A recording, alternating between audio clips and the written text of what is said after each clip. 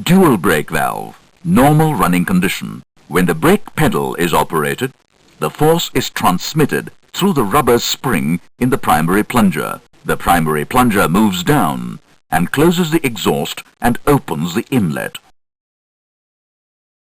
Air pressure from the primary reservoir flows through the passage between the inlet exhaust valve and the upper body to the delivery port, and subsequently to the brake chamber portion of the rear spring brake actuators. This air pressure acts on the secondary piston, which moves down due to the air head load. Movement of the secondary piston closes the secondary exhaust and opens the secondary inlet valve. Air pressure from the secondary reservoir flows through the passage between the inlet exhaust valve and the lower body to the delivery port, and subsequently to the front brake chambers. When the brakes are released, air pressure from the brake chambers and the actuators flows back to atmosphere through the exhaust passage in the secondary piston.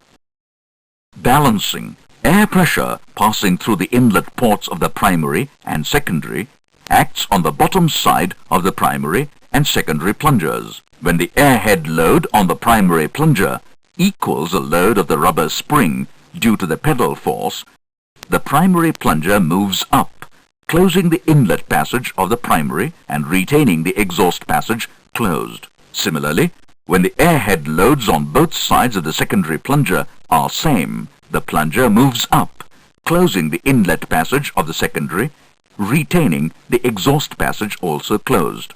Thus, the desired delivery pressure, controlled by the force on the pedal, is maintained at the brake chambers. In case it is required to increase the pressure, an additional force on the brake pedal overcomes the air head load below the primary plunger, and the primary plunger opens the inlet passage till a new balance is achieved. Similarly, reduction in the pedal force makes the exhaust valve open and admit sufficient air into atmosphere until the air pressure head load equals the load due to the pedal force. Secondary failed. When the brake pedal is operated, the force is transmitted through the rubber spring in the primary plunger. The primary plunger moves down and closes the exhaust and opens the inlet. Air pressure from the primary reservoir flows through the passage between the inlet exhaust valve and the upper body to the delivery port, and subsequently to the brake chamber portion of the rear spring brake actuators. As there is no air pressure in the secondary inlet, the secondary piston simply moves down, and the front brakes do not operate.